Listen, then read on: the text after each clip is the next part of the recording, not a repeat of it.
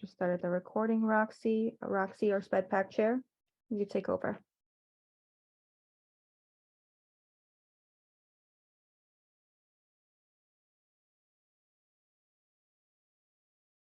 Good evening, everyone. Just want to welcome everyone to the meeting tonight. My name is Roxi. We have a lovely packed schedule tonight, so we're going to jump right in.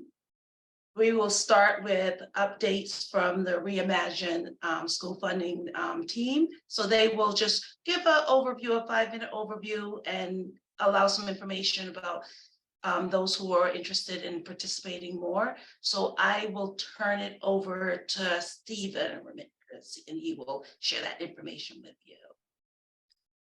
Hello, everybody. Good evening. Thank you all for giving me a little bit of time tonight. I know you have a jam-packed schedule, so I do want to be very brief, but very clear and concise as well. Again, my name is Stephen Ramirez. I am a part of the finance department in central office, and I'm the project manager for the ReImagine school funding work.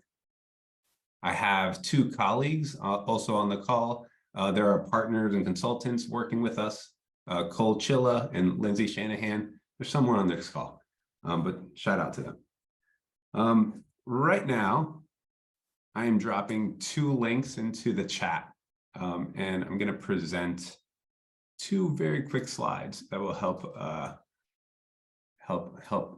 this evening. I'm not sure how familiar everyone on this call is, but the ReImagine School Funding Project is an initiative to update and change the way that we fund school budgets.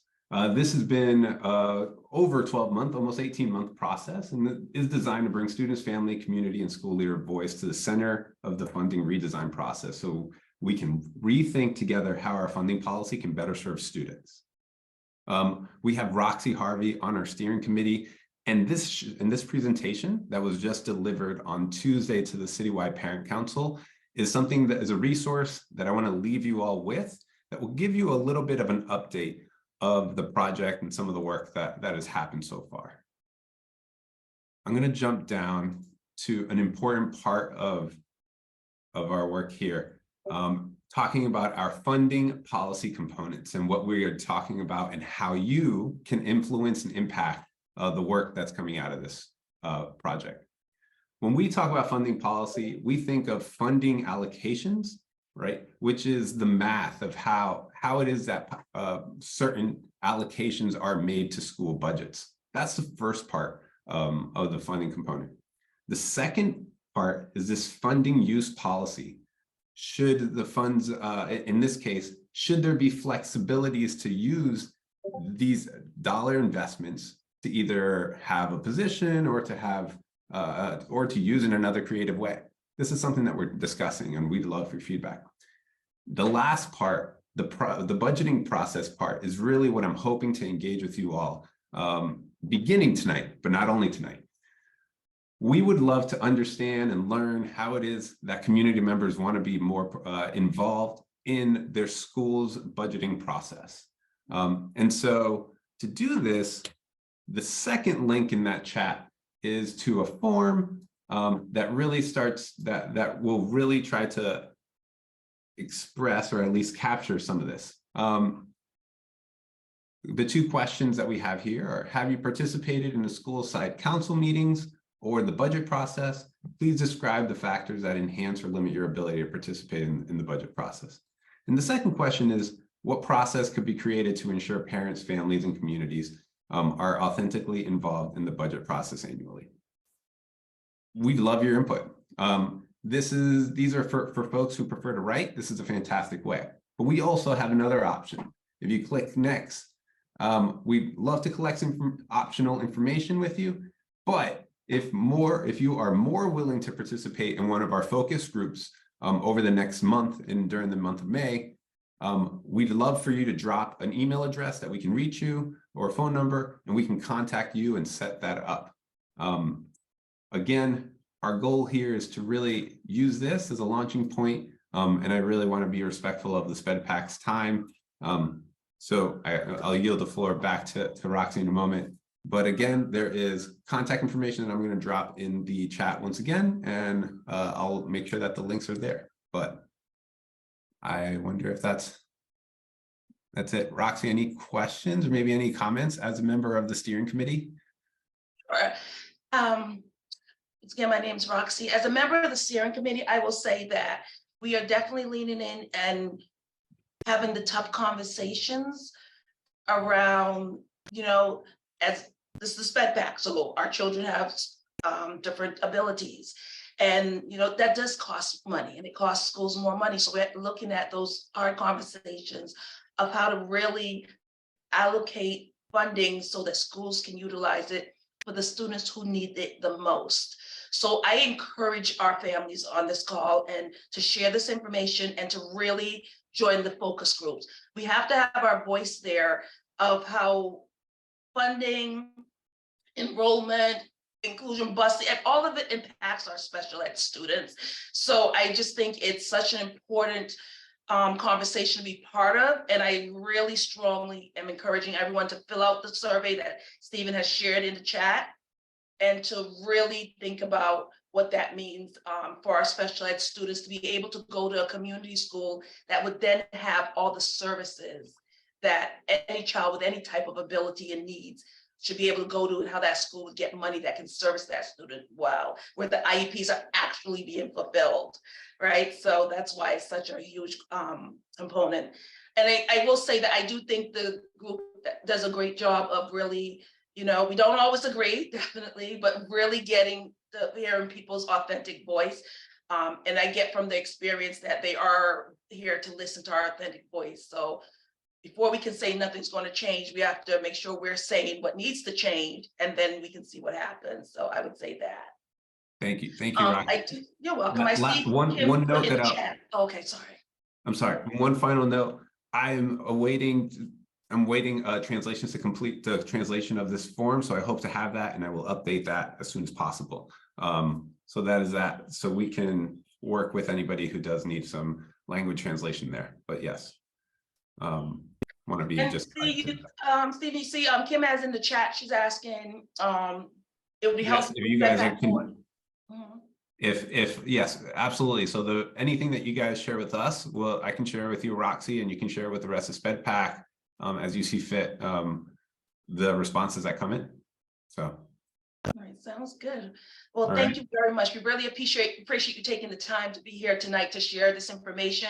And we will post those slides that you've shared on our website along with the survey, so more of our families who can't be here tonight can still have an opportunity to fill that out and be part of it. So thank you very much. Thank you very much. And the project website and contact information for myself, and also just like a general project email is available. I'm all ears. So if there's any way that I can help, I would love to just hear. If you want to become involved, please do not hesitate to reach out. Okay. Thank you all very much for your time, and hope you have a good evening. Thank you, Roxy, for helping set this up. So. You're welcome. Thank you. So our next speaker that we will be jumping right into will be for Special Olympics. Rachel and Stephen will be sharing the components of some of the contract they have internally with Boston Public Schools, and also within the city of Boston, some of the community programs that are available to our families. So Rachel and Stephen, I turn the floor over to you. Thanks, Roxy. I'm Rachel, like she said, and we are going to be talking about the school side of things and also the community. So I take care of the Boston Public Schools on the school side, and I'll let Stephen introduce himself. Everybody, I am Stephen, as they mentioned, and I am the director of city initiatives. So handling things that are a little bit more community facing and outside of school, but also really with that transition age.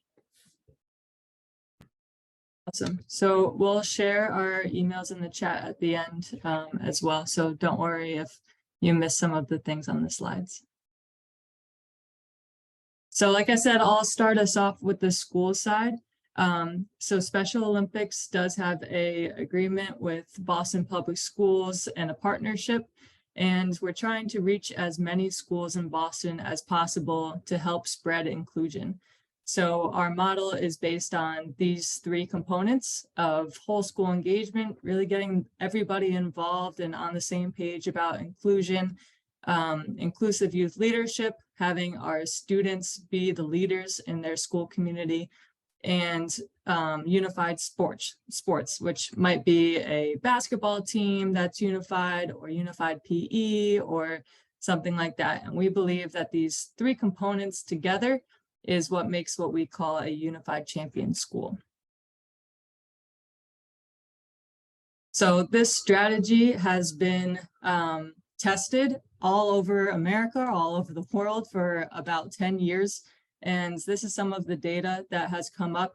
I'm not going to read them all to you, but the ones that I think are most important is that it has proven to decrease bullying, increase attendance, have more positive impacts on the school climate, and really just build those authentic relationships and friendships between those who might be in a sub-separate setting and those who might be in an inclusive setting, and making it a real school community altogether.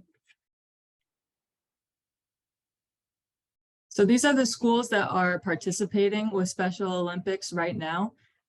If you see your child's school on here, that is awesome. I hope you know what they're doing to be a unified champion school, but if you don't, feel free to reach out. And if your school is not on this list, this is a great time to talk to your school, tell them about what you've heard about Special Olympics and that you want to be connected. We'll put our emails in the chat again. You can CC me on an email to the school board, anything like that. And we're also going to have a form at the end that you can say, oh, I have this connection at a school. I'd love to introduce you, or I'd like to be on a parent advisory committee to make this model happen in more schools or better in my school. So we'd love to get the parents and the families involved as much as we can. So we actually have an event coming up if you would like to see our Unified Champion schools in action. 14 of these schools have a unified basketball team. Unified basketball is open to middle and high schools, and they'll be competing in a jamboree on Friday, tomorrow. So if you would like to check it out, it'll be tomorrow at the Reggie Lewis Center, which is in Roxbury, from 8:30 to 11:30. I'll pass it over to Stephen. Yeah, so I think just a little bit more to the school kind of aspect of things that Rachel talked about. When you think unified, obviously that's having both children, athletes, and in my case, adults with and without intellectual disability. So it really creates, again, that sense of community. And what we're trying to really get off, I guess, the ground here in Boston, in some of the communities around the Boston area, is community programs. And essentially, we can offer any one of our 23 sports, any few of our 23 sports, a program like Milton Quincy. Obviously, they have the capacity to offer a little bit more. But as we build it out in the city, we're really going to be leaning on parents and other people and kind of stakeholders that to hear what sports want to be offered. But with that being said, I think one of the biggest focuses for us is also making this super accessible. So we're looking to partner with different facilities, different organizations, whether that be Boys and Girls Clubs, YMCAs, community centers, to really bring this programming to the community in a different type of way. One thing Rachel touched on that I really want to emphasize is that idea of like students and athletes being in these subset settings, and this being an opportunity for it to be more inclusive, not only in the activity itself, but also the space they occupy. So we have multiple clinics, we have other types of things that are great ways to be introduced to community programs and programming, all happening again at those local facilities. And I think one of the best things about them is that we're really trying to have them happen during the week, during the weekends, to give some, again, flexibility and different options for parents and families. But obviously only a short amount of time here to really explain our goals. So with that being said, we do have a pretty big event happening this Sunday. It's in collaboration with the Boston Police Activities League. as well as quite a few of our partners. And essentially, I have best described it as a sports expo. And it's going to be a great day to come learn more about Special Olympics programming, whether that be a deeper dive into the UCS, the Unified Champion Schools program that Rachel touched on, or the community program that I focus on. But we'll also have some great things for the families happening in the time of. So 12 to 4 this Sunday at the Reggie Lewis Center. Very family friendly. And like I said, I think a really great way to come learn and see what Special Olympics is about. And then you can go from there, and we'll have plenty of people to kind of direct you and translate in different languages. And I think the next slide will be, yes. So these are some of the clinics that I kind of touched on, the training series. They're happening week over week. We're again trying to make them happen in different areas with different organizational partners. These again will be sent out post meeting in the chat, but some of them are open to all ages. Some of them have a little bit of an age restriction. We did one with Wentworth recently that was a little bit more free flowing, but yes, this will be shared. This is kind of a great example of what we're trying to build out, whether it's sports specific or not. And hopefully we get to that end goal of creating a community program where these teams and athletes are competing in leagues and tournaments, much like other youth sport organizations. So as I talked about a little bit, our next steps is to fill out a survey for us. You can use the scan on the screen, or I just put the link in the chat. You can fill this out for any of these reasons. If you saw an event that you want to go to, you can fill this out and we'll know to add you to our email list. If you have a connection at schools, fill this out. Lots of reasons that we can get you involved. So please let us know if you'd like to have some more programming near you. Yes, thank you guys. That was awesome. Thank you so much, Stephen and Rachel both. I just want to give space if anyone would like to ask any questions about the Special Olympics, whether in the schools or the community-based programs. Feel free to raise your hand and we will ask you to unmute, or you can put it in the chat if you have any questions for either Rachel or Stephen. Let's see. And Alicia, I will ask you to unmute so you can ask your question. Hi, Alicia Cooper. Nice to meet you all. My son is in kindergarten 2 in an inclusive program at the Phineas Bates. So I noticed they weren't on the list, but to participate in Special Olympics, like if I go to the event on Sunday and maybe there's a program for someone, I know he's about to be 5, so he's rather young. If there's something that I'm interested in or he's interested in, would we be able to still sign up even though he doesn't go to one of the schools on the list? Yeah, so both. The community events are for everyone, doesn't matter what school he goes to. If you'd also like to see Special Olympics in his school and you have a connection that you could set me up with, then that would be great. And we can try to get your school going. Our programs do start at age 2. We have what's called Young Athletes, and it focuses on more motor skills like running, jumping, throwing, catching, things like that. And that could be done in the schools and the community. Yes, to Rachel's point, Sunday again would be a great time to see young athletes programming in action. But yes, our program starts at 2. Our oldest athlete is 89 on the community side. So there's definitely not much of a restriction here. And again, we're inclusive. So siblings can come and play and be partners, or even aunts, uncles, parents, whatever that may be. Thank you so much. I think that was really 2 important caveats to add, that you start as young as 2, because I was surprised by that when you just stated that. And it's great that siblings can join too. So we really appreciate both of you being here tonight and sharing this wonderful program with our families. Feel free, like I said, any other things you have to put in the chat, and we will definitely be posting on the website because Boston SpEdPAC should be on your email list now. So thank you both so much and have a great night. So next I will turn it over to Edith Bazile, who will continue with our next speakers. Thank you so much, Chair Roxi, and thank you for your leadership. I also want to acknowledge all of the board members of SpEdPAC who are here as well, who support this ongoing work. Thank you for that wonderful presentation from Special Olympics and your incredible support in Olympics across the lifespan. That's amazing. And my name is Edith Bazile. I am a board member with SpEdPAC, and I'm really exceptionally honored and excited about our presentation, which is going to focus on preventing and addressing reading challenges using the Massachusetts Dyslexia Guidelines. We have a featured speaker who has an incredible resume and comes with a lot of expertise in reading. We're going to start off with her first.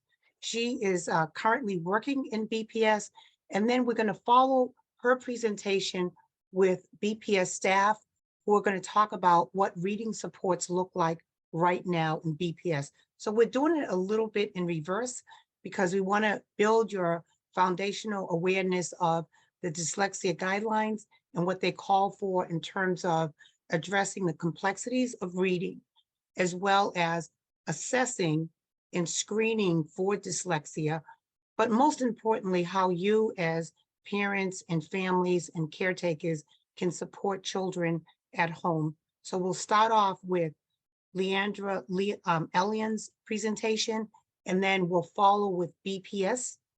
And so if you have any questions specific to Leandra, we'll start with that, and we'll have an opportunity to engage the district around what is currently in place.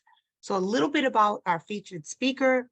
Leandra Elion comes with a background as a reading specialist. She has a master's in education in reading, and she's been a literacy coordinator for public school districts and has worked with the Massachusetts Department of Elementary Secondary Education in their Special Education Planning and Policy Department.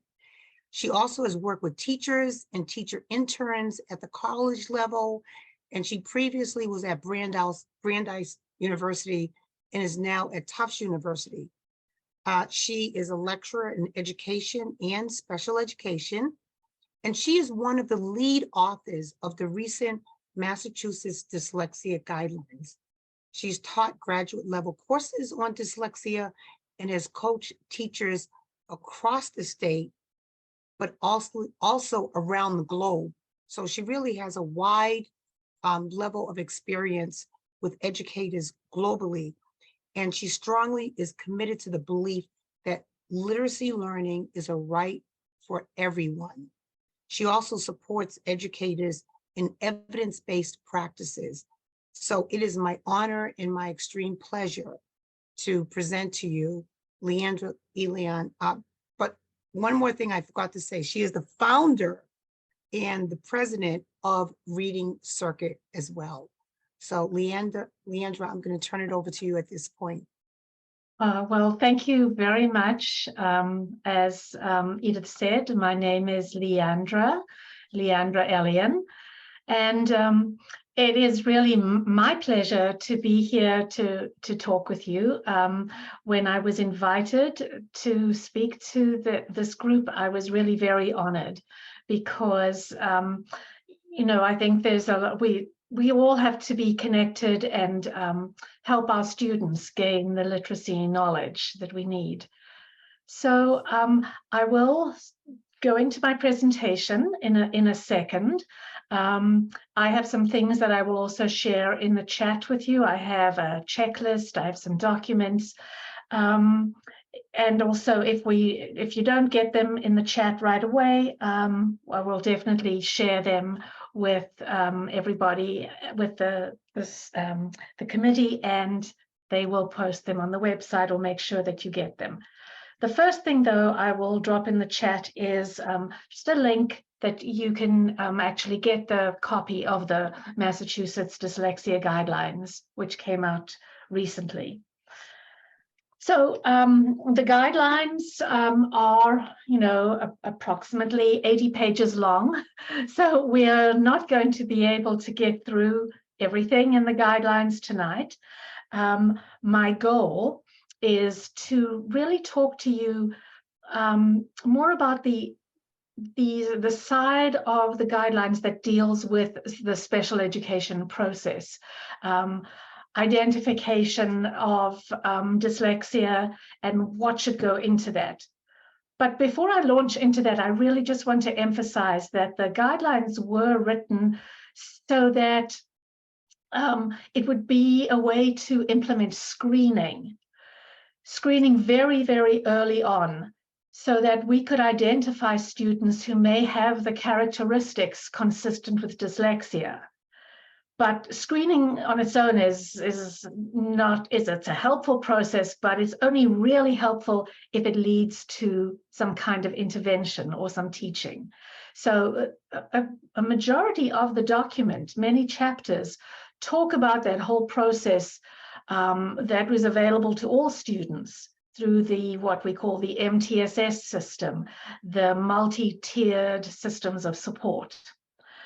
So that said, I think that that's a lot of what the people from the Basden School District are going to share with you. You know, what are all the supports available to students? I'm going to probably jump in more at the end of when a student is referred for eligibility and, you know, how do you recognize and dyslexia. So that said, just give me 1 second to share my screen and then we'll sort of begin the formal presentation. And please, if you have questions, you know, jot them down. I'm not going to be paying too much attention to the chat as I'm doing the presentation. So, you know, hold them for the question time, or if you put them in the chat, others on the call will kind of hold on to those questions for me and pose them later. So, all right, let me just go to my my PowerPoint. Give me 1 second. You know, you'd think after all this time of doing Zooms that it would just be 1, 2, 3 and done, but yes, here we go. All right. Okay, so the big topic for this evening is sort of preventing and addressing reading challenges using the Massachusetts Dyslexia Guidelines. So my thoughts are sort of divided into 4 sections. We'll just briefly talk about this complex process of reading, then the complexities of dyslexia, what a comprehensive evaluation for dyslexia should look like, and then how we can support our beginning readers at home. So, as has been said before by a very wise woman, Louisa Moats, that reading is rocket science. It really is a very complicated process that our brains engage in. But very briefly, you know, we can recognize when our students are struggling and they're having difficulties reading. But, you know, just because a student is struggling, it doesn't mean that all students are struggling for the same reason. Students who experience difficulties with reading don't struggle for the same reasons. And so that is why, one of the reasons why a really good comprehensive evaluation is necessary, because we want to find out what is it in that whole reading process that makes it difficult for a student. And if we know where the difficulty lies, that helps us figure out how to intervene and how to teach. So that said, how do we know how reading happens? Well, you know, when I went and did all my graduate work around in special education and in reading, we had a pretty good idea that, you know, how reading worked in the brain. We knew that we processed the symbols sort of in the back of our brain in the occipital lobe, and then we connected those symbols with the sounds they made. So sort of in this diagram here, the sounds were the auditory images, so to speak, processed in what's called Wernicke's area, and then, you know, how we pronounce them and how we, you know, how it all connected. And this was a model of reading, but it was done without the use of fMRIs. We couldn't really see reading happening in real time. But then now that we have fMRIs, where we can actually see the reading activation patterns happening, in young children, in skilled readers, in adults, we can see that, yes, there are those same areas involved still, but there's a much more complex system.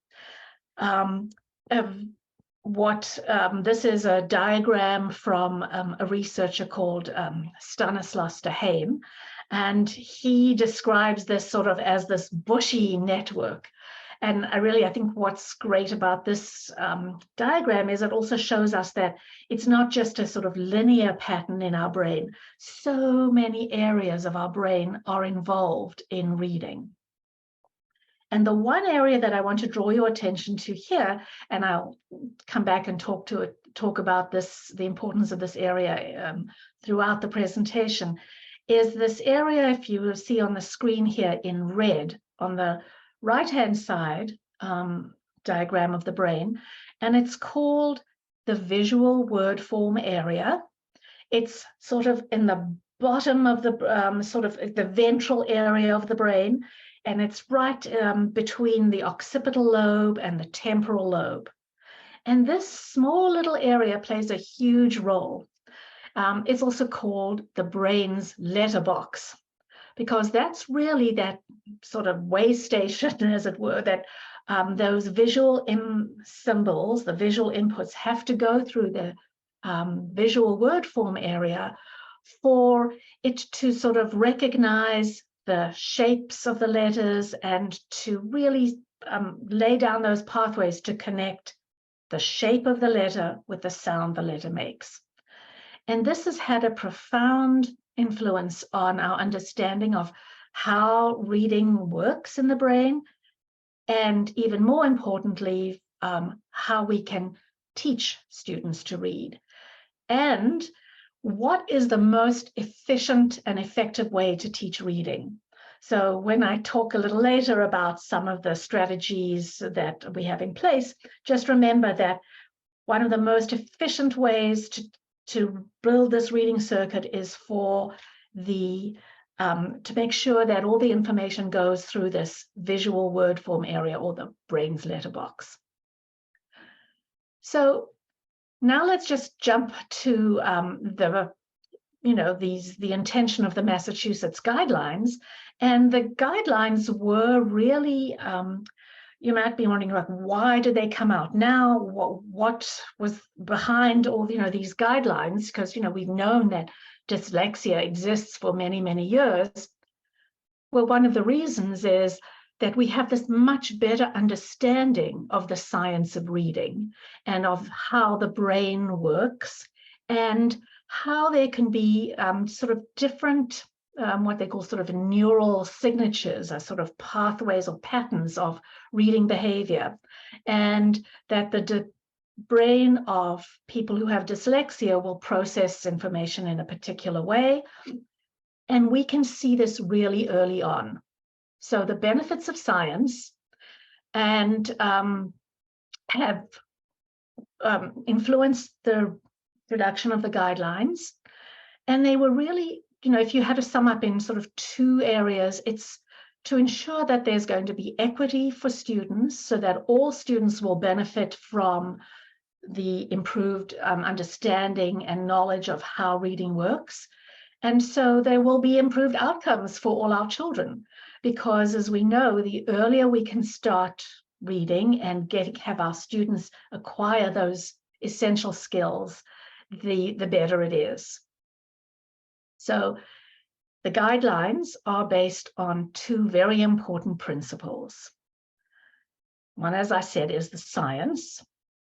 And the research has really made a huge impact to the field, because we now know that these risk factors, these characteristics of dyslexia, can even be detected prior to formal schooling. So you could actually screen for dyslexia, or the characteristics of dyslexia, before a child even starts to be taught how to read. So huge implications. by having this early screening, it disrupts what's being called the wait to fail model, which unfortunately has been in place, in districts across the country, not just in Massachusetts and across the world, where, children were really only recognized for having issues with reading once they couldn't read. And so instead of starting from that position of, failure and frustration, we can start by giving them tasks that are highly predictive of reading success. And if they struggle with those, we can intervene early. And then another reason that science informs the guidelines is that it draws a lot of describes many of the evidence-based literacy practices that have been researched and shown to have evidence of effectiveness. So all that, informs them.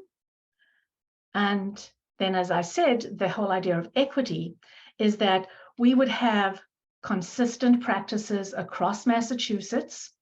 So it wouldn't be, only certain districts would be applying certain, these research-based practices, that all students in the school are screened, and the guidelines address those high-quality Tier 1 literacy practices. And also, in fact, I could modify this PowerPoint to say the guidelines also talk about Tier 2 and Tier 3 literacy practices. Another important thing that the guidelines do is that they really add clarity to all the existing child find requirements that we have under IDEA. So it really helps districts say, well, if we have to identify students with disabilities, the guidelines here and the things that you need to screen for really help you hone in on what you need to screen for to find and identify students with a specific learning disability that would be in the area of reading, which is like dyslexia. And then, of course, the guidelines describe these, what are the elements of high quality screening? What tools should you use? Which ones are better? So, goes into detail about that. All right. So having given that little background on why the guidelines now and what informs them, let's just talk about why is reading such a complex process. So a couple of factors to bear in mind. Our ability to speak and listen, which we call oral language, and written language are actually very different processes. So they are connected, of course, but we use different parts of our brain. The abilities are processed in different places. And that's really important to bear in mind. So, if you took your left hand and you put it on the back of your head here, which sort of roughly corresponds to your occipital lobe, and then you put your hand here, took your hand and put it above your ear, this corresponds roughly to your temporal lobe. So your temporal lobe is designed for understanding, speaking and listening. And, we just do that innately. Humans are really born to do that. We're really good at that. But the part of our brain at the back where we process images, that is a part of the brain that we use for looking at details in the world, visual information. Well, they're not really connected in the brain, as it were. There isn't, they're both, let me start again, they are separate places in the brain.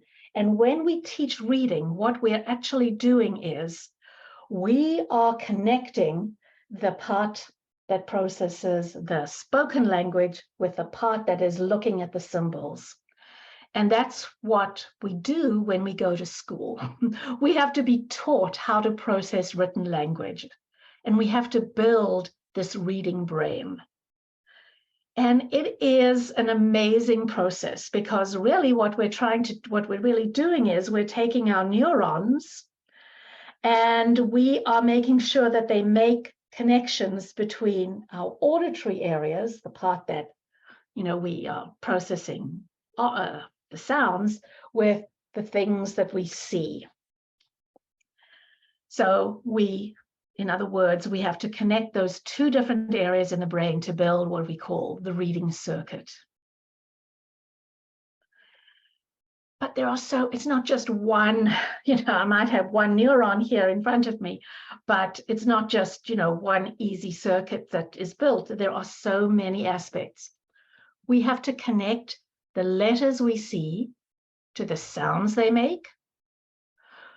We then have to put all those letters and sounds together to make words. We have to understand the meaning of the words. And then we have to understand the meaning of words in sentences and paragraphs and whole texts.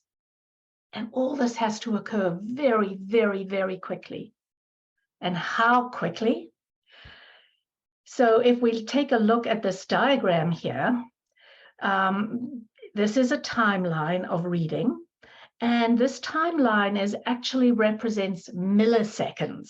Not seconds, but milliseconds. You can't even say the word millisecond in a millisecond. So just briefly, what has to happen is, so time in milliseconds.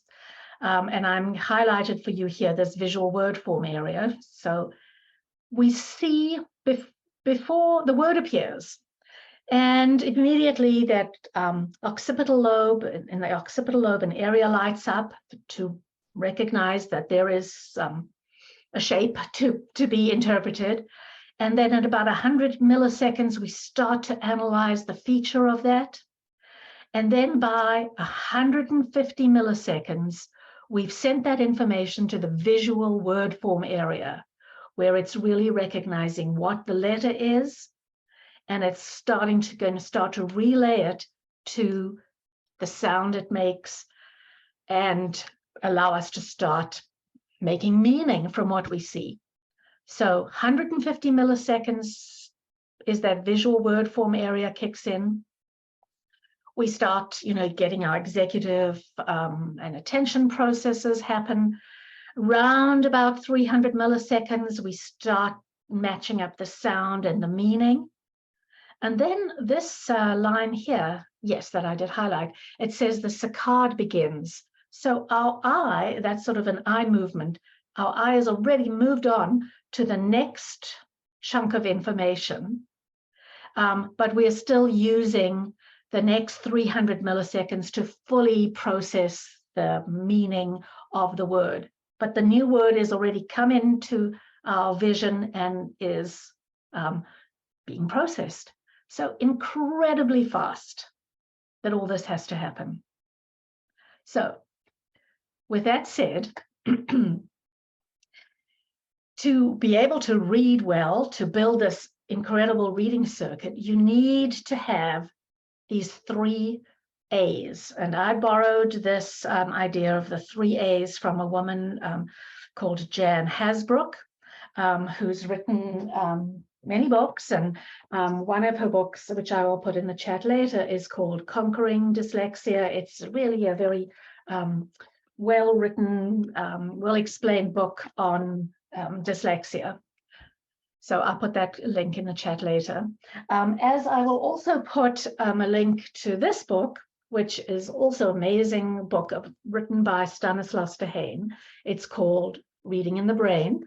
A little denser, this book is, but still a fascinating read about the science that went behind our understanding of what goes on in the reading brain. So I can highly recommend those 2 books. But what are these things we need to read? Well, we need to be accurate. So when we see those letters, we need to know exactly what the letter is, that it's a B or an M, and we need to know what sound it makes. So we need to accurately match up the letter and the sound. And then, of course, when we put it into words. And we need to do it automatically. And that's represented by this little hourglass. And then we also have to access meaning, because we don't want the aim of teaching kids to read is not for them just to, see sound letters and match up sounds and make sort of just words in isolation that they don't understand. We have to access meaning. Okay, so we need these 3 A's. And then we need to remember something else. We need to remember that reading occurs at different levels. So I like to use the metaphor of a house. Is that, we have to, as I said, we have to build the capacity to read. So we build a foundation. Often it's called the sublexical layer, because these are the skills that are sort of below the word level, the sounds, the symbols. So these are the individual sounds and symbols. So we build a great foundation for our house, but we don't live on a foundation. We want a better structure. So we put up some walls, and that's our lexical layer. Those, you can think of those as our single words in isolation that put up the walls. But, we need to be protected completely. We need to have a good house. So that is our roof. We put our roof on our house, and our roof is what we can call connected text. And that is being able to read phrases, sentences, paragraphs, whole stories. So the reason I told you all about this is that if we want to understand dyslexia, we have to really understand where in the whole process is the student struggling, so that we can, as I said, intervene and do our teaching properly. So let's just look at the definition of dyslexia for a moment. This is the most commonly used definition of dyslexia. It's certainly the one that the Massachusetts Department of Education uses, if you look on their website. It's also the one that is used in the guidelines, referenced there on those pages. You can find it there. And I'm not going to read the entire definition of dyslexia to you. I'll just read the first part, and I'll tell you why I've made that particular highlight. So, dyslexia is a specific learning disability that is neurobiological in origin, which means really that it is all to do with how those neurons have connected the different parts of the brain. It's characterized by difficulties with accurate and/or fluent word recognition and by poor spelling and decoding abilities. And I really highlighted for you this idea that really the main characteristic of dyslexia is that difficulty with accurate and/or fluent word recognition. So a student can have difficulty being accurate. He can be accurate, but not fluent, or both. There can be difficulties with accuracy and fluency. So this is really important to sort of remember that it's really at that word level. But, the words, even though we say it's, difficulties with accurate and or fluent word recognition, it's not just words on their own, because we know that whole process involves the foundation and the roof. So let me show you how I've sort of conceptualized this. Actually, before I get to how I've conceptualized this, I just want to take a little side note here to say that I know, having worked across the state and even after the publication of the guidelines, that many people feel that dyslexia is not something that you can identify in a school or that you should even use the term. But I just want to reiterate that back in 2015, so even quite a while ago, the Office of Federal, the federal office that oversees special education issued one of their many guidance letters. And in their Dear Colleague letter in 2015, they clarified that there is absolutely nothing in IDEA law that would prohibit the use of the terms dyslexia, dyscalculia, dysgraphia in IDA's evaluation, eligibility determinations, or IEP documents. In fact, throughout that whole process, there's no prohibition against using the term.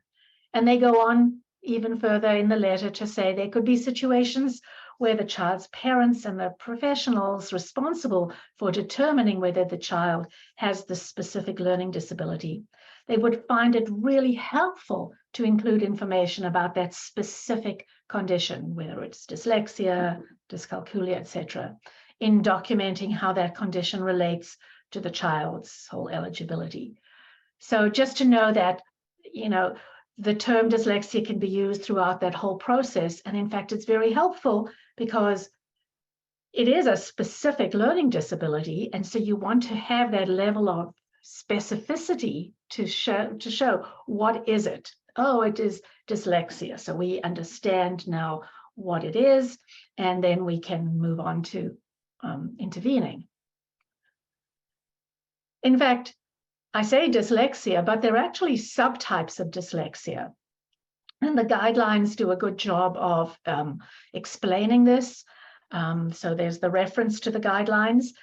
And as I said, when I highlighted that point, dyslexia is difficulties with accurate and or word recognition.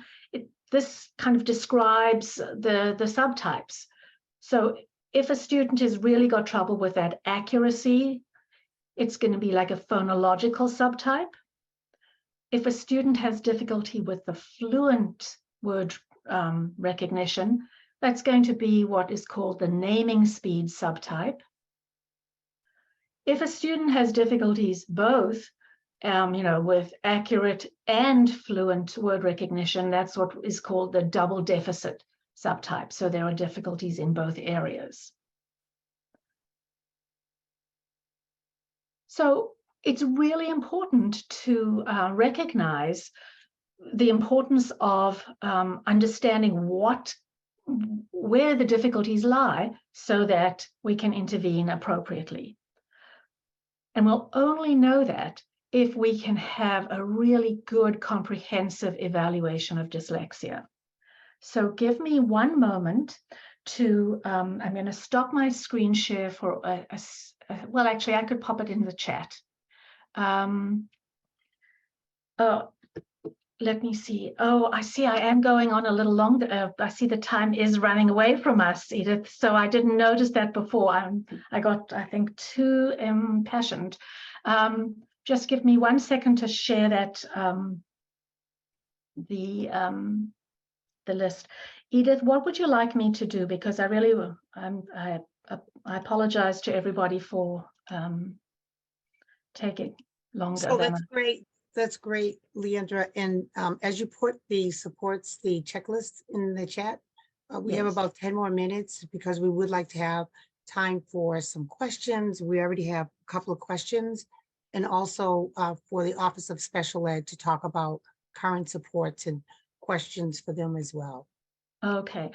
I'm having some trouble sharing. Oh wait, there we go. There we go.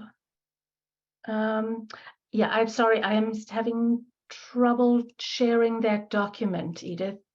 Maybe Yashi, if it's possible, the Which document are you going to share? So the checklist would be one document. Go get it in the chat. There are two documents, so we can have someone to share that, Leandra. So we could continue. Okay, that would be great. All right. So let me just go through I can actually do the checklist rather quickly. So let me go back to that. All right. Okay. So the whole idea of coming up with this checklist is that we really wanted to know, how would you know if your child has dyslexia, what subtype it is? So you have a checklist here that is really going to be very helpful. I've shared this with all the people I've been working with in BPS, so with all the coordinators of special education. And the way I designed this checklist is that you'll see it references many of the things I was just talking about. So it's a 2-page checklist. it references the fact that you have to measure these skills. Is the student accurate, automatic, and can access meaning? And the way it does that is on the left-hand side of the checklist, that column shows where are the what the skills are that you're looking at. Because, you know, we don't want to just give kids a whole battery of tests. We want to show that there is a rationale behind giving them. And then I spoke to you that reading happens at all these different levels, the foundational, word level, connected text. And the next column in the checklist tells us exactly what are those foundational skills in those different domains of accuracy, automaticity, and meaning. And it tells you exactly what score what kind of test you're looking for. And it's not that I didn't make these up myself. These come directly from the guidelines on page 62 of the guidelines. It talks about the skill at the different levels of connected text, word, foundational, or accuracy, automaticity. And that middle column shows exactly where in the guidelines it calls for this. It also calls for assessing a student's ability with oral language, and that is also referenced. And then the next column is, well, what test should we actually use? So the guidelines say, rather than listing an individual assessment tool, the framework is designed to support the development and organization of an assessment battery. So really, any school can come up with, you know, a good, valid, reliable tool. But BPS uses the Wyatt. So I've listed here in this column, the second to last one, what are the subtests that on the Wyatt 4 that measure that skill? So that you can see, because they don't always call it the same thing. For instance, when you want to measure how quickly a child can read single words, which is going to be line 7 on the checklist when you get it, it's not called, you know, single word reading timed on the Wyatt. It's called orthographic fluency. So this is just a real helpful way to make sure that the evaluator does the right subtests for the child. And it's not just about the subtests on the Wyatt. The guidelines say there are other considerations for evaluating dyslexia. So there are a whole list of them. And on page 2 of the checklist, they list the whole other areas, you know, the cognitive abilities of the child, to sort of see their cognitive abilities, because it's not always the case, but often dyslexia is unexpected in relation to other cognitive abilities. That comes right out of the definition. We want to see what are the patterns of strength and weakness. We want to get all sorts of information from the family. You know, was there a history of dyslexia? Because, as I'll share with you as well later, there is a nice graphic that says that dyslexia is highly heritable. If you have a first-degree relative with dyslexia, you have a 50% chance of having dyslexia yourself. If you have 2 first-degree relatives, so, you know, a mother, a sibling, your chances of having dyslexia go up to about 75%. So it's really important to get that information from the parents too. So there's a whole range of other skills. So I think, Edith, I probably will kind of stop here to take some questions, and maybe another time we can talk more about supporting readers at home, or if there's time at the end, I'm happy to stay on. Well, there are some questions about supporting at home, but just in the order of the questions that were asked, we have a few questions. Sure. The first one is from Romaine Humphrey, who says, what happens when you have a second grader that says my brain is racing? And Romaine, maybe if you could mute yourself and just clarify what you mean by that, that would be helpful.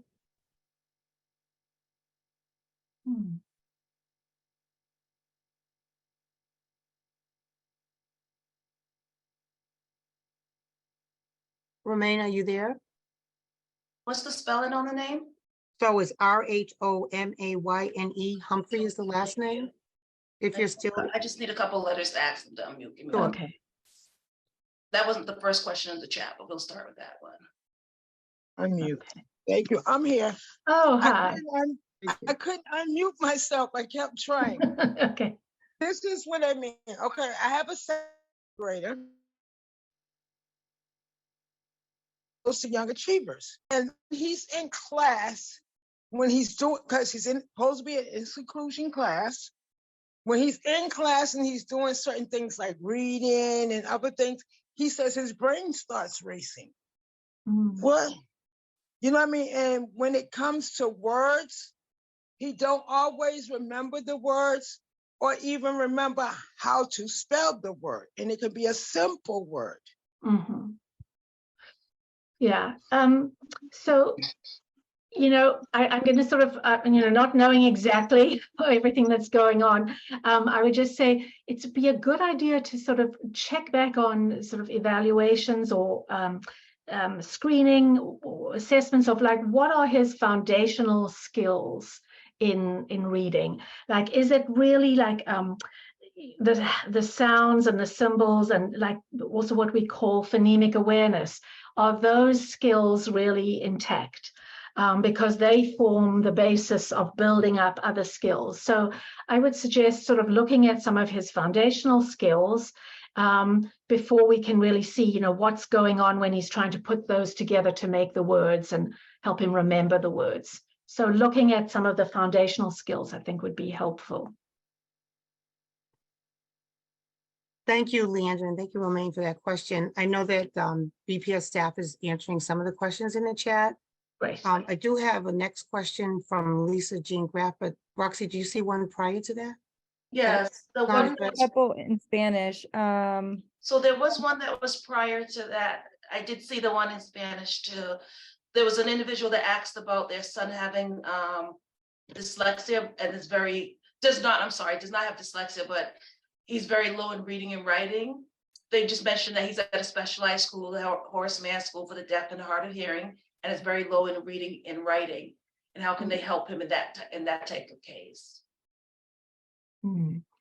Well, I know that requires specialized, real specialized instruction that I'm perhaps not, I don't have the experience to answer that fully. So I'm going to actually have to sort of defer for answering it right now. I definitely will do some research and provide some answers and share it with you later. But on this right now, that is not exactly my area of expertise. So we do have some Office of Special Ed staff, and the Horace Mann is obviously one of our schools. The complication of having a student with a hearing impairment is very specific to how the Horace Mann would address that. So we could defer that to the Office of Special Ed staff in terms of how they support students with hearing impairments in reading.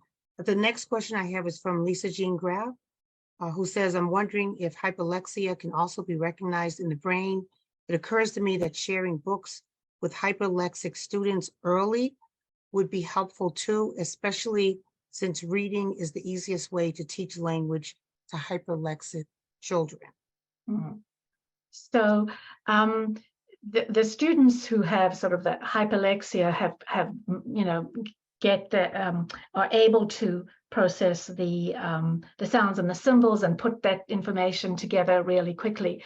But it's sort of to access the meaning and to really understand the whole the context and the vocabulary. So I think really working on vocabulary and meaning, and in a school setting, probably working also with a speech and language pathologist. I'm just speaking generally. I don't know if that would apply in this particular case, but making sure that a student really understands how the vocabulary and the language and the syntax, how sentences go together, how they convey meaning, how the meaning. I think also morphology, teaching kids that even if they can read a long word and decode a long word, that it's actually made up of different, like especially if there's prefixes, roots, and suffixes, that those carry meaning. So really teaching hyperlexic kids those unit chunks of meaning helps them really get meaning, which is often something that students with hyperlexia don't always get the meaning when they can get the decoding. So focusing on morphology is a good, easy way, well, one way to make sure that students who are reading those long words are really understanding what the long word means. Lisa Jean, did you have anything that you wanted to add to that, or does that answer your question? You're on mute, Lisa Jean. Okay, sorry, it took me a second to figure that out.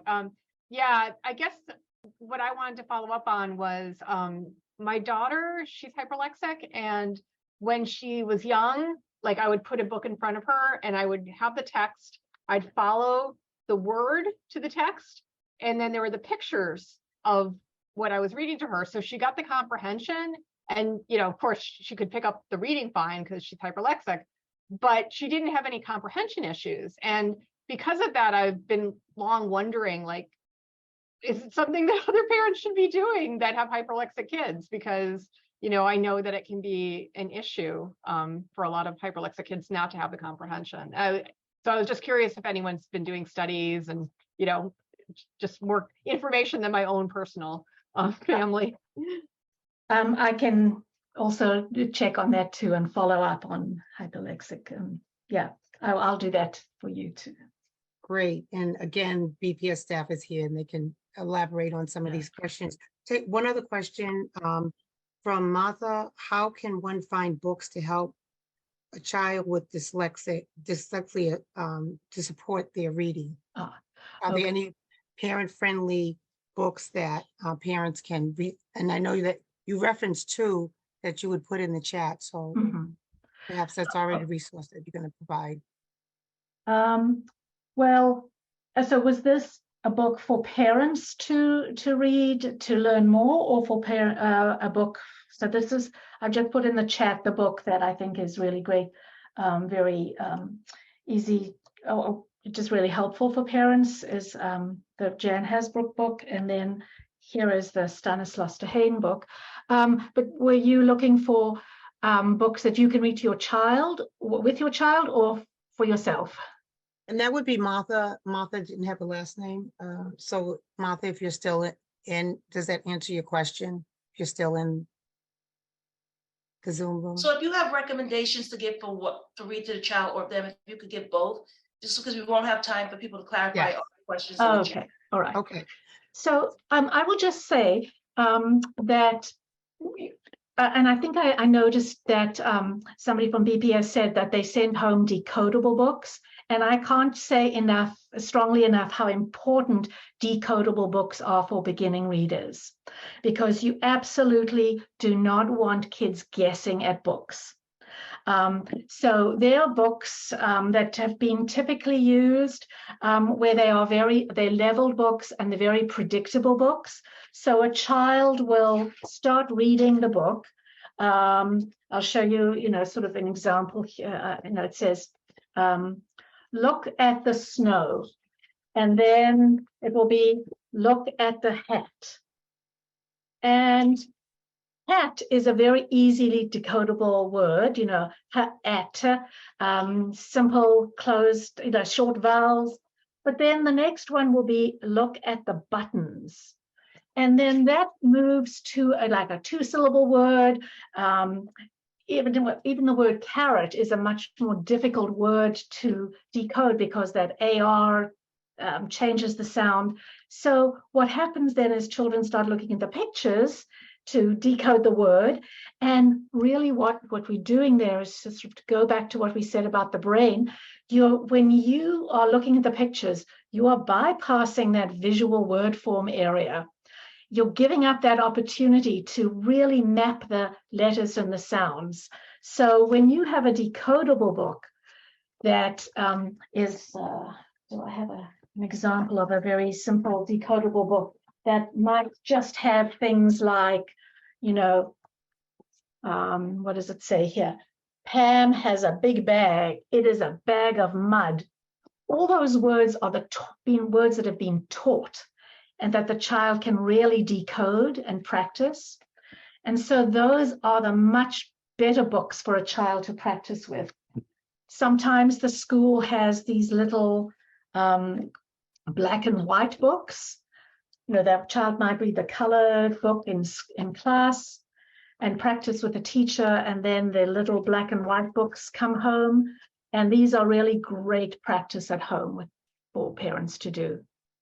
Awesome. Thank you so much, Leandra. And thank you for your Before we wrap up with presentation. Leandra, excuse me, Edith, before we wrap up with Leandra, there's a few questions that are very similar that I'd like to just group together to see if Leandra, you could answer this component. A combination of a question regarding whether the dyslexia is influenced only by reading, if it affects only reading, and then several questions regarding how do you help a child that has reading challenges or dyslexia. If you can give a synopsis with if it only impacts reading and ways, strategies that people could utilize. And a question related to that is also, do you have recommendations for tutors that could help students have dyslexia? So that is 3 questions that are similarly related. Okay, so dyslexia is by definition a problem with reading. Okay, but reading is the foundation of of all the other academic subjects that we do, and so reading impacts the math because you have to read word problems in math, and then it affects your other content areas. So dyslexia on its own is just a reading a trouble with reading. But as we said, also, reading is the complex skill. So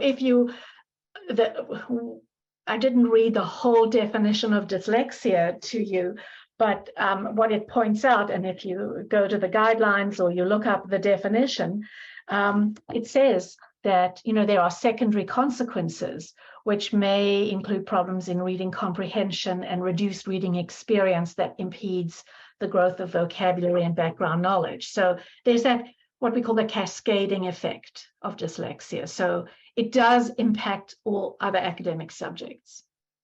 Yes, thank you, Leandra, so much. And as we segue to BPS staff, we have Oxia Barrero, who is from Related Services. We have Brooke Childs, who is the Director of Early Learning, and Sarah J., the Executive Director of MTSS. And I'm going to turn it over to them. Thank you for being here to answer some of these questions in terms of, okay, so we now have a basic understanding. What is BPS currently offering specifically that's targeted to these areas, and what are the strategies and supports that are currently in place? So at this point, I'm going to turn it over to the BPS team as I thank Leandra for her wonderful presentation. And I apologize for going over. We'll do our best, Leandra. We'll do our best. Hi, I'm Sarah J. I'm the Executive Director of Multi-Tiered Systems of Support for BPS. I am here with a bunch of folks from BPS, as well as Dr. Tiffany Hogan from MGH Institute of Health Professions, who is going to be partnering us to kind of further some research work in BPS. So because we just have about 10 minutes, I'm going to really ask you, Edith, if you wouldn't mind, or Roxy, should we focus on what we're doing in BPS right now, or what the next phase of the work is? What would be a best use of our time? I think that you, along with the consultant who's working, if you could just give a brief overview of what you're doing right now and how you're scaling the work and the framework for really ramping up the supports that are currently in place, that would be very helpful. Okay, I'm going to do that, and I'm going to invite Brooke Childs to chime in. So Leandra did a lovely job sort of setting up the idea of what the brain needs in order to read effectively.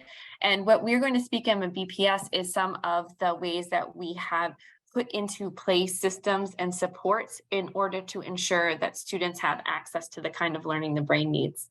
So one of the major things that I see people asking in the chat is about screening. The first process of a approach to dyslexia is screening, and we do that BPS with the MAP assessments, which are given 3 times a year.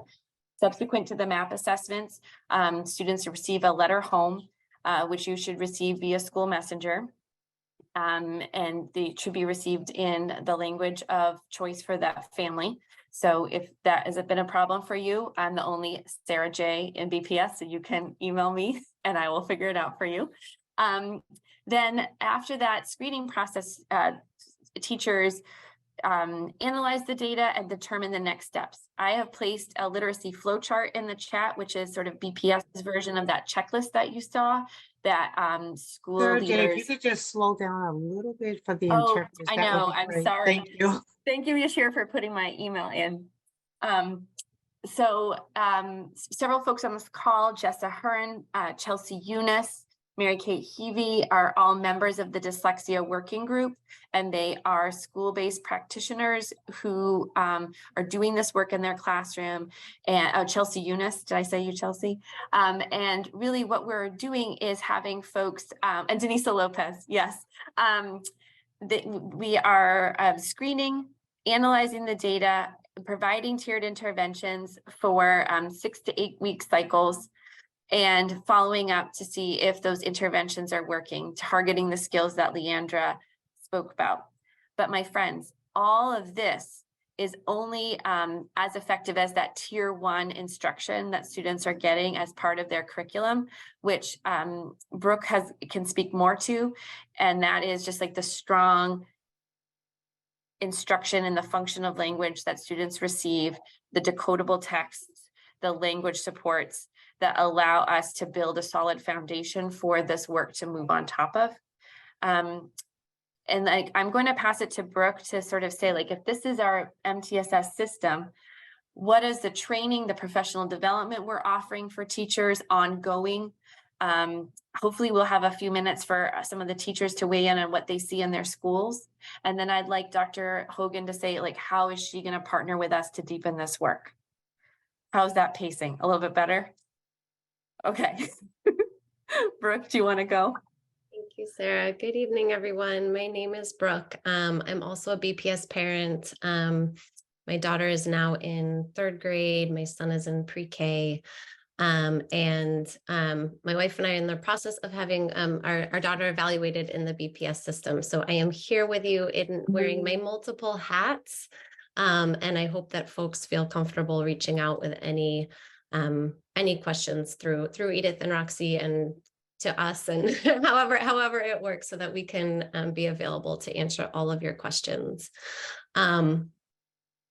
The big thing I think to say briefly is that when over the last few years, we have made some significant additions to that curriculum that children get in those early grades.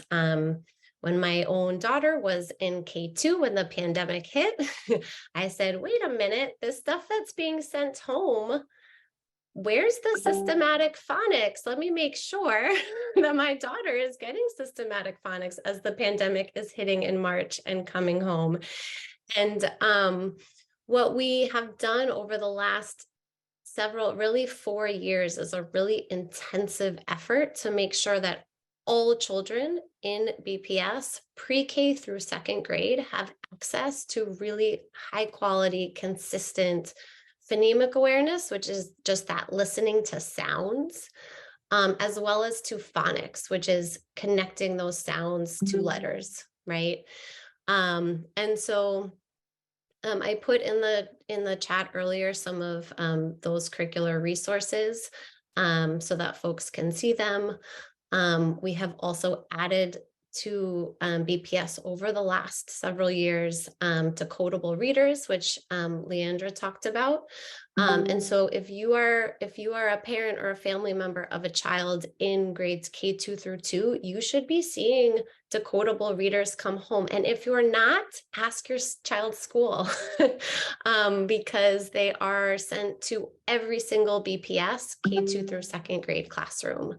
And so there's some really exciting work being done by teachers in our district.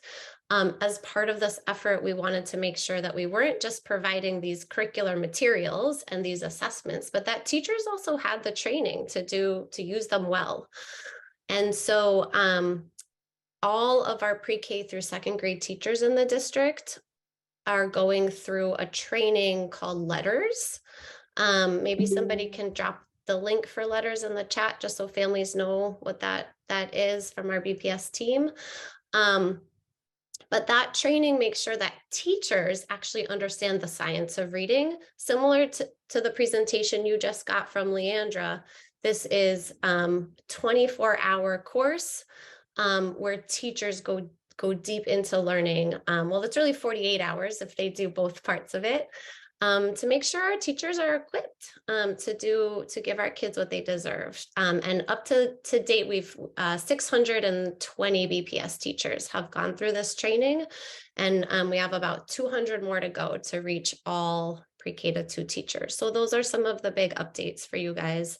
And I think that's really helpful. I just want to do a little time check because we do have quite a few questions. Yes, no, that's if we could just frame this so that we're really helping parents, because there are at least 4 questions here that are very specific. And Sarah J, this is a timeline question for you. When will BPS fully implement MTSS for all schools? So if we could kind of be brief, because we're coming up. No, we're saying it, and I want to see Dr. I have Hogan. three more critical questions that parents have asked that I want to try to get to. And I actually have a soccer game right now at 8:30, so I'm going to try. I really want to be quick so I can go. Yes, we had the screening. We are fully implementing the dyslexia guidelines with the screening, the analysis, the follow-up timeline, the interventions, the progress monitoring, SST, all of the dyslexia guidelines, MTSS processes are in place. I think the question is the depth, the breadth, and the profundity of that implementation. Well, it's also the question of what is BPS using as a screener? Yes, the MAP fluency and MAP growth tools are BPS's dyslexia screeners, which I have put in the chat and I put in the flow chart as well. But I can always follow up for folks. So where we're moving next, and this is what I think I'm going to segue to Dr. Hogan, is that to Dr. Bazile's question, we have these processes and strategies in place, but we want to get better at them. We want to improve them. We want to make sure that they're really meeting the needs of all of our learners.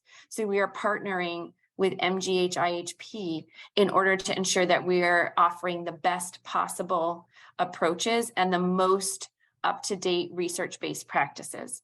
So Dr. Hogan, if you could come on for a hot second to sort of tell everyone about the work you're doing with us, that would be so appreciated. And I think I want to integrate the next set of questions, if Dr. Hogan could answer that along with BPS, is how do I help my child with reading problems, and how do I get tutoring or extra support in reading? I'm sort of paraphrasing, but those were 2 questions that parents are looking for. How do I get help for my child who's struggling with reading? And how do I get what type of tutoring or intervention support is available?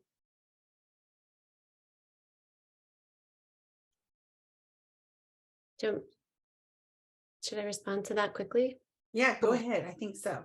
Okay, so within the school, there is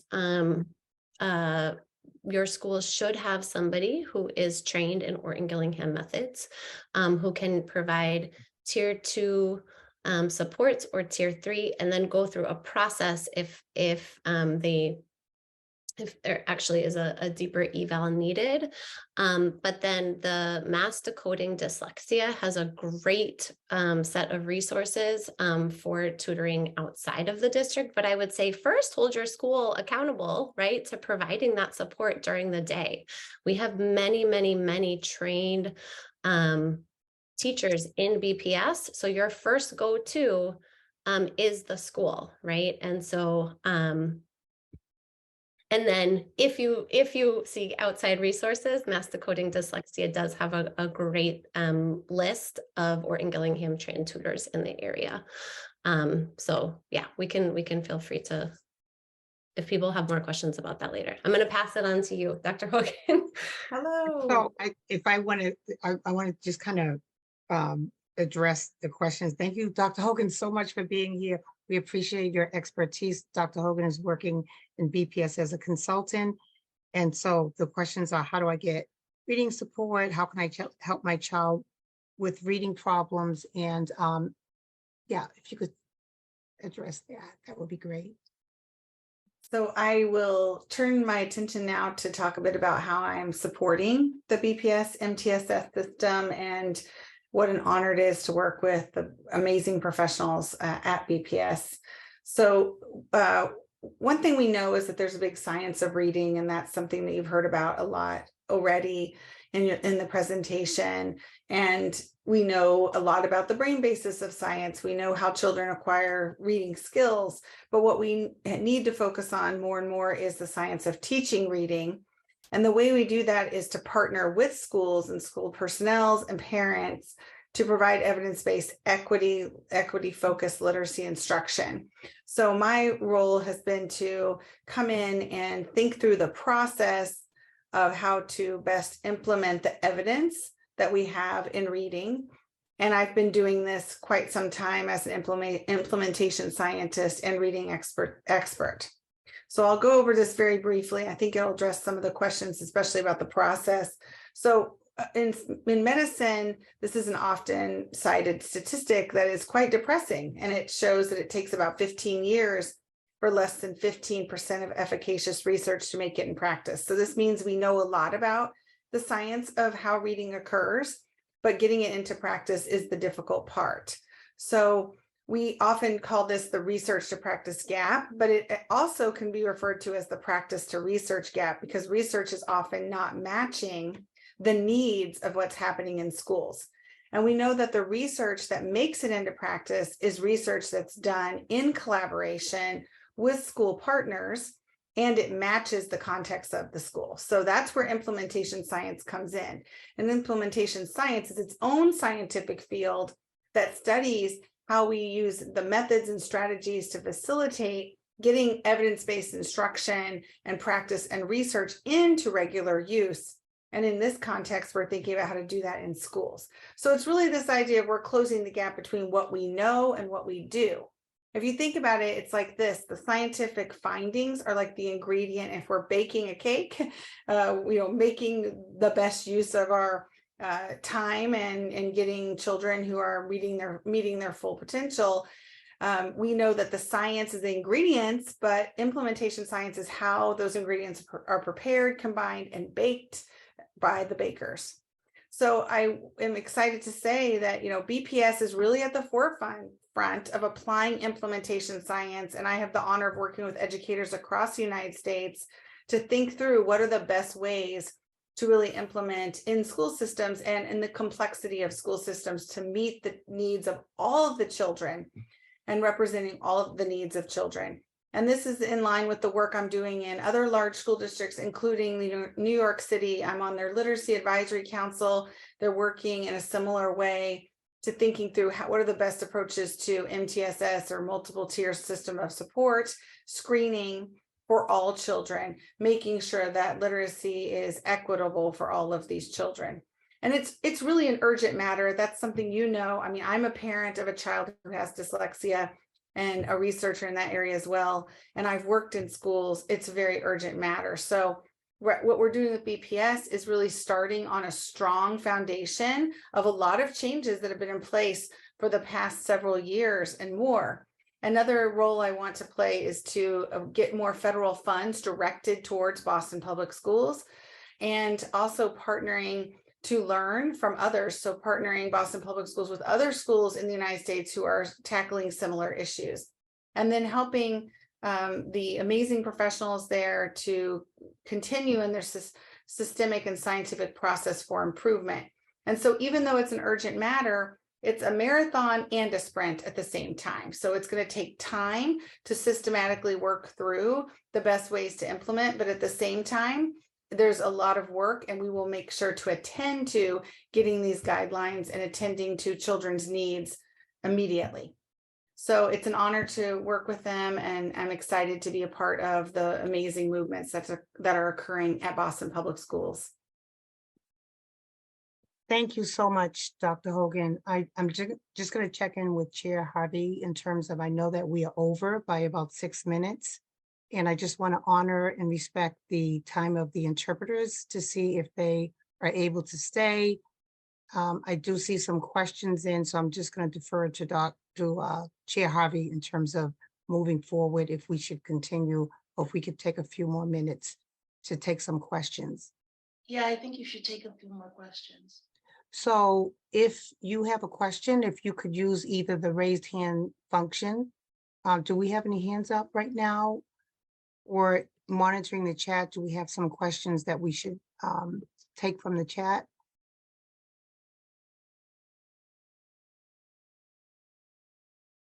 There are no hands currently up. You do have questions from the chat where if I tried to group some of the theme of them, I think there is some input coming in. And Kristen, I'll go to you after I ask this question regarding, okay, what are some strategies to help students who are having reading challenges? And I did hear you talk about the decodable readers for the K through second graders. But as you know, we have BPS students who are in older grades, including 7th and 10th and 11th, who are reading on a first and second grade level. So can we get to the meat of this too, of like, what are some ways we can get those children reading too? And they're past those. Some of those decodable readers, they're not exactly going to be flipping through, right?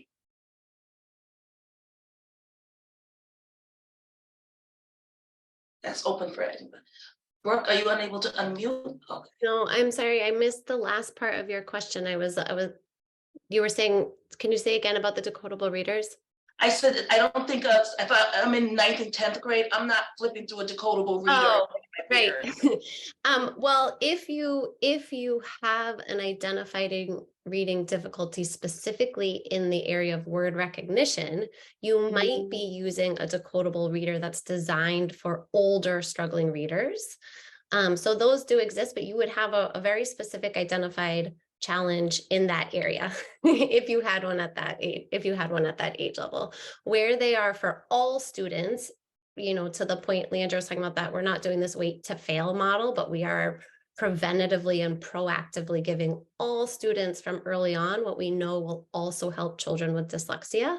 That's where we have all children getting decodables in those early grades. Does that answer? And then Tiffany, I don't know if you want to respond at all with what in some of those older grades, what we might see provided. Yeah, I think that, you hear such a focus on the early grades and a focus on early prevention, but that doesn't mean that children in the older grades are left behind or not attended to. I think, unfortunately, the structure of middle and high school is not often conducive to some of the intensive instruction that's needed, but that's something that Boston Public Schools and schools all over the country are really thinking through, is how to make the middle school and just the secondary education, middle school and high school, and even into college, more accessible for children who have learning disabilities. And it's something that I know that Boston Public Schools is also attending to as well. Some of it's access, just getting access for text. So if children can't read text at an older age, it's making sure that they can listen to text, for instance. That's not cheating. That's getting the input they need from text at the same time. They can maybe follow along.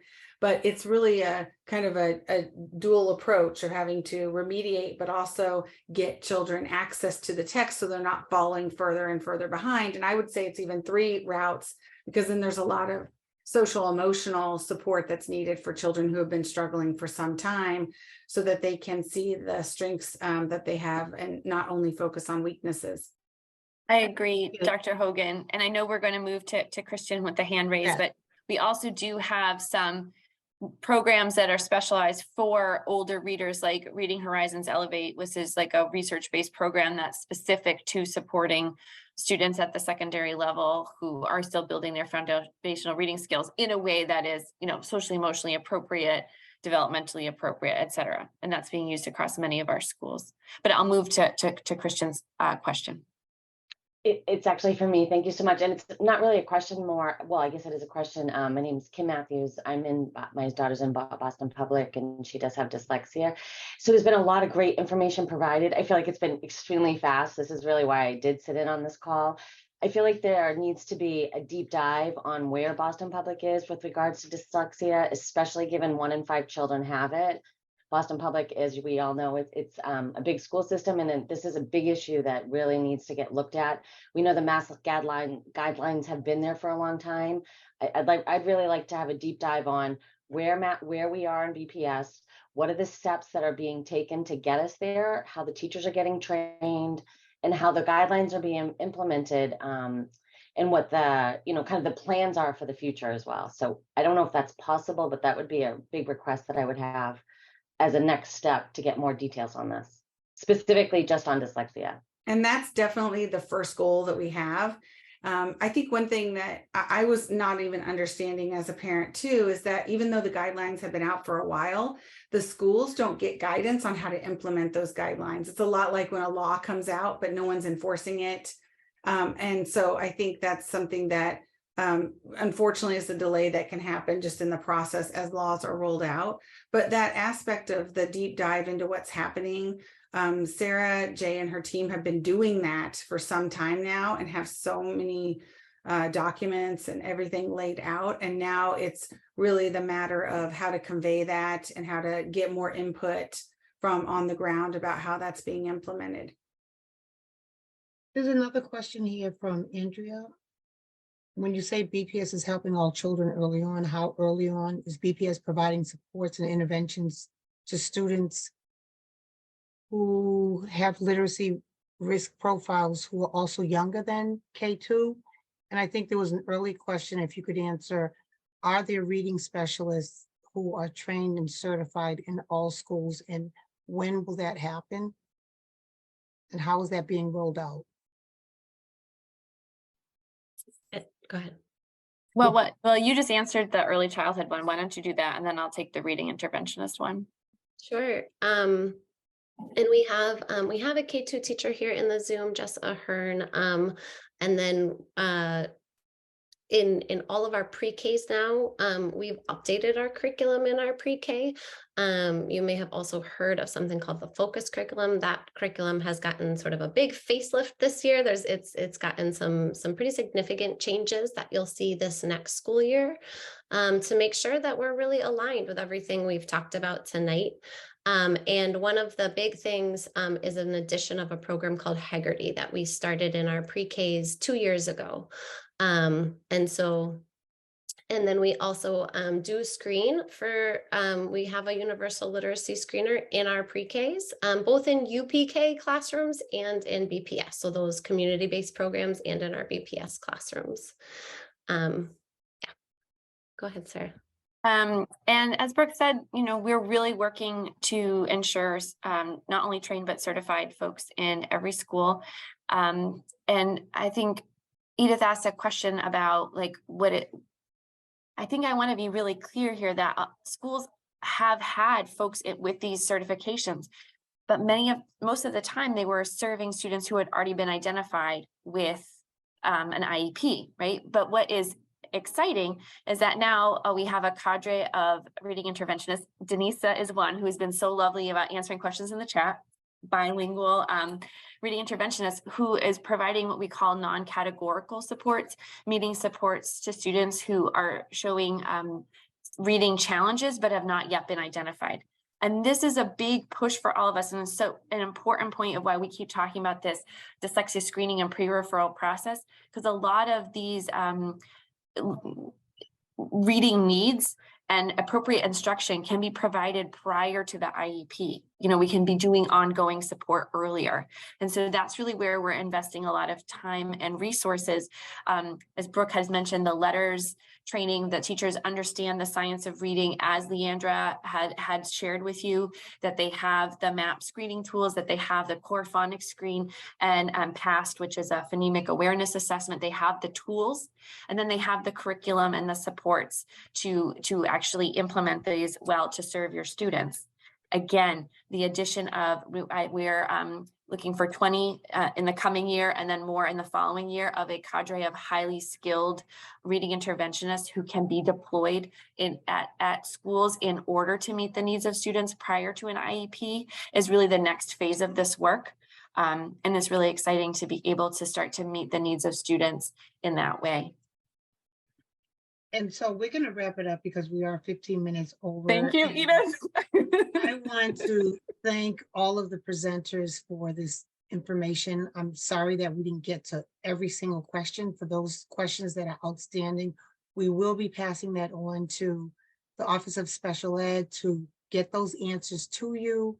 And I want to thank everyone for their patience and also for your interaction, as well as the interpreters who are so wonderful in interpreting. So thank you all so much, and I hope you have a great night.